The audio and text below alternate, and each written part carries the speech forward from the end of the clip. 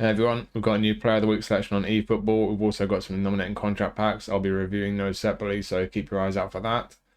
As always, I'll be putting timestamps in the description, so if there's a particular player in this pack that you want to hear about, just click the description. There'll be a link to take you straight to them. So let's have a look at which players we've got this week. They've given us 3 4-stars this week. That's generous. Mercan, left back. So I'm not going to speak about this guy for long because there's 2 areas of the pitch you can play him. You can play him as a left back with 77 speed, or you can play him in midfield with 78 low pass. Let's be honest, he's just not a very good card. You know, there's quite a few attributes here that are kind of okay-ish, but he's not quick enough, nowhere near quick enough to play left back, and his low pass is nowhere near good enough to play as a midfielder.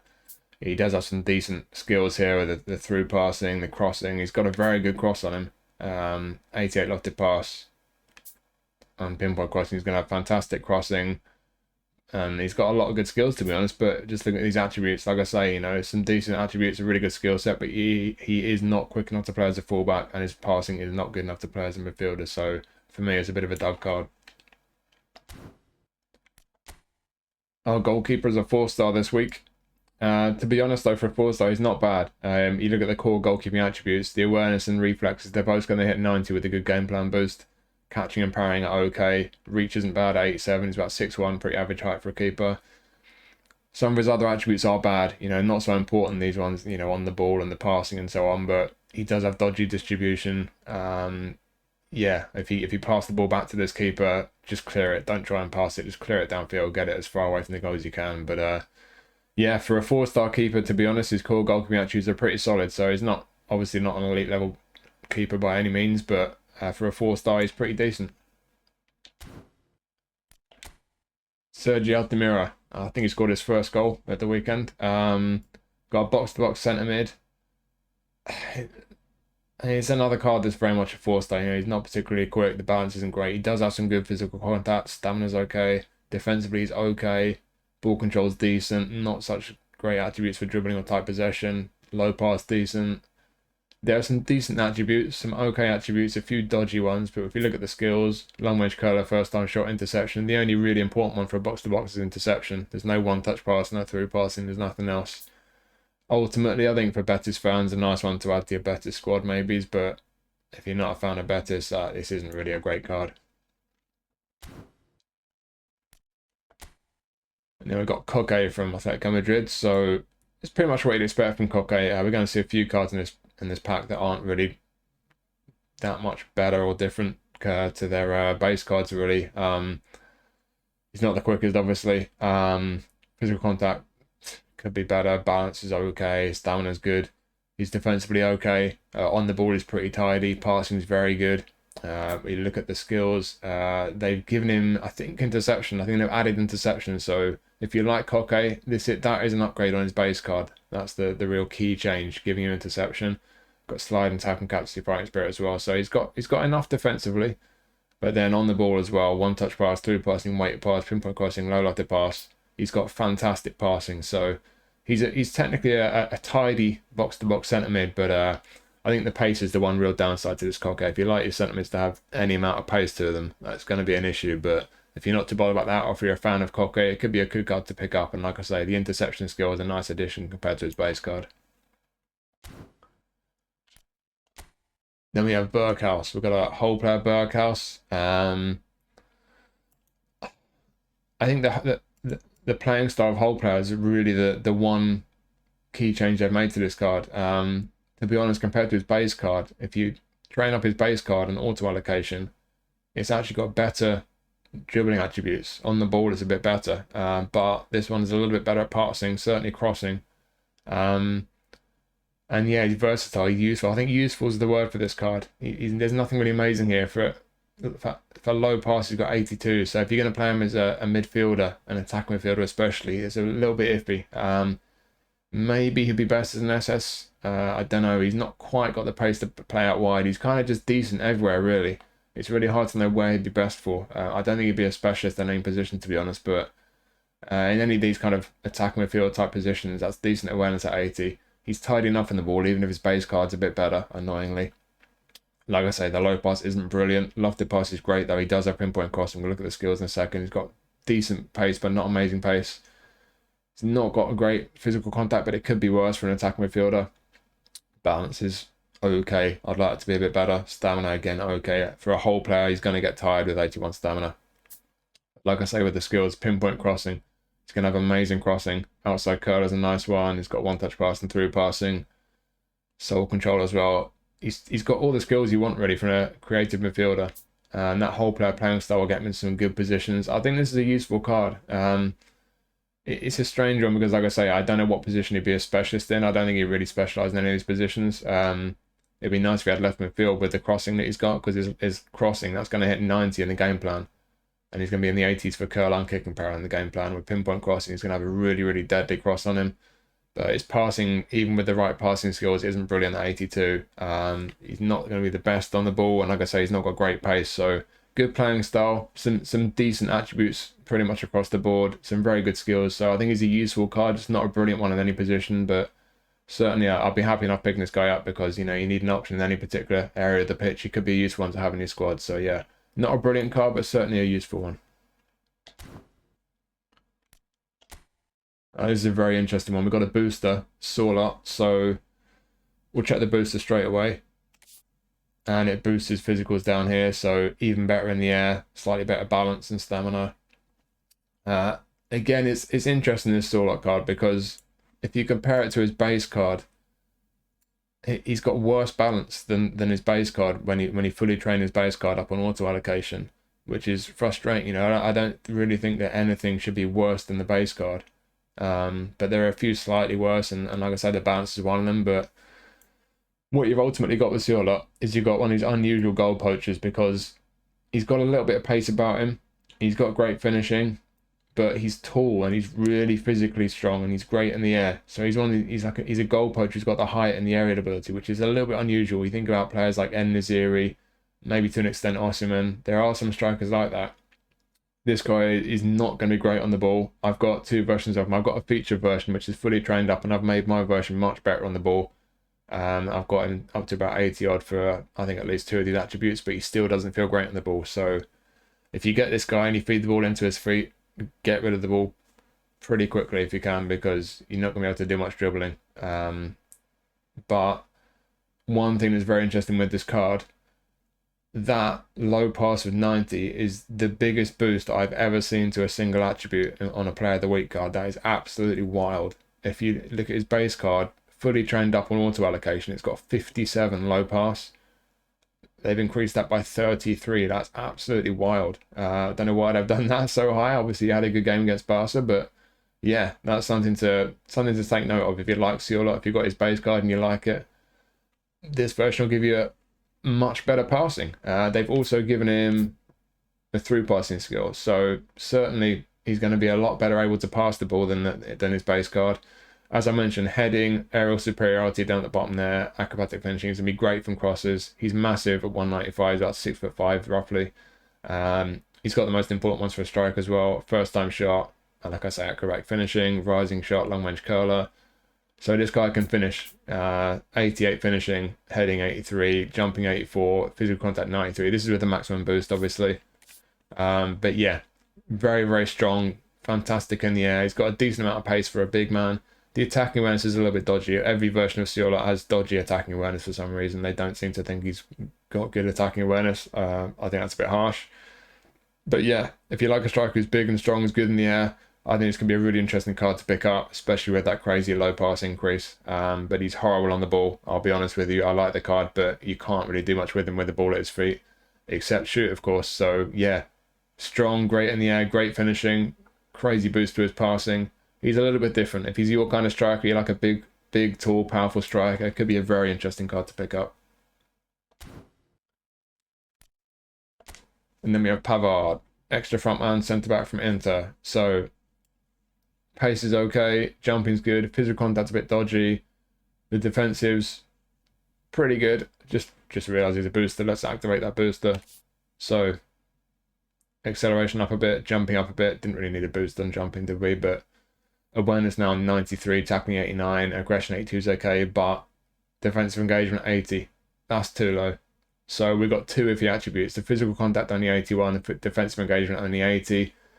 If you look at his skills, I'm pretty sure they've added blocker, and that's a really nice addition for a centre-back. So if you like the base card of Pavard as an extra front man, this could be a nice addition. It's got pretty much every skill you'd want for a centre-back, really, except heading, intersection, man marking, obviously blocker, acrobatic clearance, sliding tackle, fighting spirit. It's got aerial superiority with that really good jumping attribute, so he should be decent in the air, although he's not got the heading skill, and his heading's only 78. That will hit 80 with the game plan boost. Not bad on the ball for a centre-back, but yeah, I think the key things with this Pavard card, he's an extra frontman. If you don't like the extra frontman playing style, it might not be for you. For me personally, I don't like it. I don't like centre-backs to start wandering forward. I like them to stay in their position. Outside of the playing style, I think it comes down to defensive engagement and the physical contact. Again, you compare it to the base card. His base card, fully trained up, auto allocation, his defensive engagement goes up to 86. Why have they made his defensive engagement so much worse than his base card? Like, I don't understand why they do that.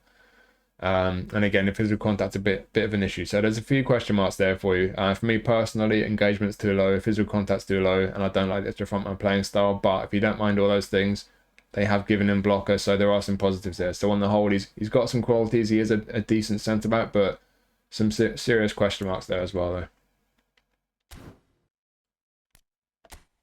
And then we have Terrier. And honestly, with this card, I just don't understand why it's 93 rated. I mean, what's so good about him? He's good at shooting. Finishing is going to hit 90 with a good game plan boost. But what else is good about this guy? I mean, awareness is not great for a striker. It's decent if you play him as an SS or AMF wide left, but on the ball, he's okay. Passing, decent for a striker. Other positions, it's not great. Pace is decent, but not great. Athletically down here is nothing really great. Deep line forward, not a playing style I particularly like as a striker or SS. Won't be active as an attacking midfielder or a wide left, but I don't think his passing is good enough for attacking midfield. Looking at the skills, I'm not sure what they've changed, if anything. In fact, they've given him one touch pass, through passing, and super sub. So if you like this guy, those are some nice additions. He's normally a prolific winger. Deep line forward, they've changed his playing style. But yeah, one touch pass, through passing, that will make his passing a bit better, but it's his low pass attribute, 76. He's not going to have great passing. It's just going to be slightly better with those skills added. And super sub is a nice one to have. So I think ultimately, yeah, I don't see anything really great about this card. If you like him already, if you support Ren, who I think he plays for, yeah, he could be a really nice one to pick up with the addition of the passing skills and super sub. But ultimately, yes, he can shoot, but I don't see anything particularly great about him, really. I think it's a pretty underwhelming card, really. And then we have the Ketelaere, and again, I've got to say it, it's not really different to the base card. I mean, I think offensive awareness has had a bit of a boost, but outside of that, it's really just his base card, you know. The playing style is the same. The skills, I don't think they've added any skills there. He's got good passing there. Heel trick's nice. Outside curler's nice. Yeah, I don't see the point of it, really. It's just no real difference from his base card. He can play as a striker, but his finishing's not good enough. He doesn't have first time shot, so I don't think you'd want to put him there. SS or AMF, I think, is where you're going to want him to be. With one touch pass and through passing, 89 for low pass. He's going to have very nice passing. He's very tidy on the ball. That ball control at 90 before the game plan boost is great. As an SS or AMF, 84 for attacking awareness is great. But athletically, he's not brilliant. He's not got great pace. He's not got much balance there. Stamina's not brilliant for a whole player.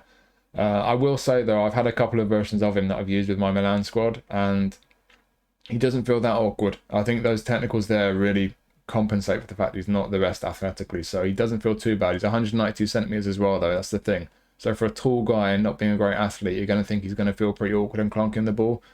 But like I say, in my experience, he doesn't actually feel that bad on the ball. I think the attributes are high enough there to compensate for the physical and athletic ones. So he's not too bad on the ball, and he does have great passing. So yeah, he's a useful player, but the whole player playing style, especially playing attacking mid or SS, but inconsistent form as well. I just noticed that's a bit of a bummer if he's not on ALB. But yeah, useful one. But like I say, it's not really much different from his base card, really. So if you've got his base card, it might not be worth spinning, but looking at it objectively in its own right, it's a solid card. It's a useful one, and in those positions, SS or AMF, he's certainly going to be capable of creating chances for you. So yeah, not a bad card. And then we have Alphonso Davies. So we'll look at the positives first. He can run really, really, really, really fast. Athletically, he's great. He's a beast. But then you look at the rest. He can't defend.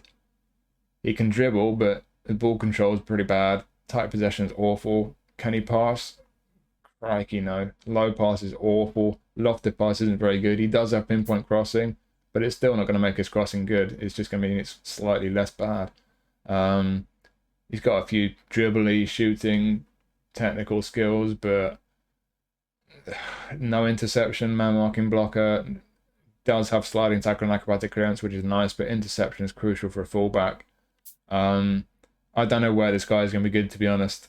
If you just want your fullback to be able to run really fast, then yeah, great. But for me personally, the technicals are important, you know. As a left midfielder, as a kind of old school left winger, you could have some joy with him bombing up and down the left flank with the decent dribbling, trying to get some crosses in, but don't ask too much from with the crossing, because lofted past 76, even with pinpoint crossing, his crossing's not going to be great. So even as a left winger, I don't need to be that great, and especially with attacking awareness being pretty low. As a fullback, he doesn't have interception, and look at those attributes there. He can't defend. I just don't think this is a great card. You know, if you're only really bothered about pace, great. You know, it might be a good card for you to pick up. But again, comparing him to his base card, there's not much difference. You know, looking at the attributes on his fully trained base card, his dribbling's been boosted a bit, and they've given him long range shooting skill. But honestly, I don't really see the point. Yes, he can run fast, but beyond that, he's lacking in ability pretty much all over apart from dribbling. And yeah, not much of a boost on his base card either. So a bit pointless really, but he does have his strengths. If you just want the pace, like I say, you could have some fun with this guy. And again, we finish off with Kroos, our last booster. And I'm going to say it again, it's not much of a boost on his base card really. There's really not much of a difference. So I don't think they've changed any of his skills. He's got the skills you always get from Kroos. He's got great passing. He's got some shooting skills as well. Got interception as well, which is a nice one for when he's doing any defensive work. But yeah, even with the booster activated there, they boost some stats that don't need to be boosted. And basically, you've got a card that's not really much better than his base card. It's very technically tidy. It's got fantastic passing. That's the obvious thing with Kroos. You know he's going to have amazing passing. Brilliant passing there. They have boosted his set pieces, to be fair. That's the one big boost on his base card. So he's going to be very good from free kicks. But the downside, obviously, with Kroos, you know, he's getting on a bit in real life. So he is lacking athletically. He's slow. He's not going to be the most maneuverable. His stamina's terrible at 74. So if you like your midfielders to have a bit more pace and maneuverability about them, certainly stamina they would need, then yeah, he's very much lacking down there. But if you're more concerned with the technicals, he is fantastic, and he's got tremendous end product. His passing, his ability to create chances, and he can shoot, and certainly from free kicks he's deadly as well. So yeah, it just depends what's important to you. Like I say, if he suits you, he could be a great card to pick up, but he's really not much of an improvement on his base card, to be honest. I've said that about a few of these players, and it's really frustrating because I just don't see the real motivation to spend any coins on this pack when I can just use a bit of GP for some of these players and get pretty much the same player. So yeah, frustrating, but if you don't have a version already, you're low on GP.